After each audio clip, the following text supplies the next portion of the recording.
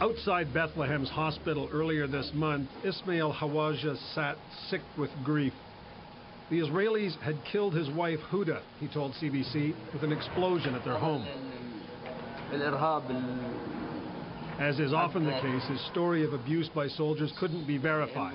The army had nothing to say, and what was happening inside the refugee camp was off limits to foreign reporters. But not to the Israeli media. An Israeli camera went right along with the soldiers, right into the briefings, and right into the Hawaja home. The army blew off the door and inside found Huda Hawaja mortally wounded on the floor.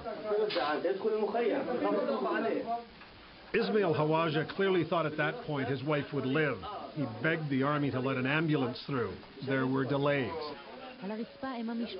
The camera captured the terror of the woman's young daughter and her brother's attempt to stop her from showing the soldiers her fear. After the mother was finally taken out, one of the soldiers spoke to the news crew. "I don't know what we're doing here," he said. "Purification, maybe. It's dirty here. I don't know why a good Hebrew boy should be here so far from his home." Another soldier said he approved of the operation and that it really wasn't so bad. The soldiers then tore the house apart, evidently looking for weapons. In another scene, a girl begged soldiers not to demolish her home's wall, but in vain. Soldiers commonly smash walls to get into adjacent houses. This tape was actually not supposed to be aired. The arrangement is this. All three networks here agree that if the army doesn't like what's filmed, the footage is never broadcast.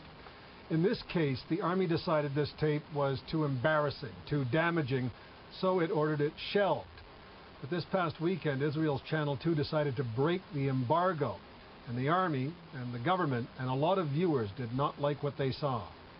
So, on the one this side, Israeli official, who strongly condemns Palestinian censorship, had this to say. I would have expected, a little bit more, I would call it self-censorship on the part of the Israeli media.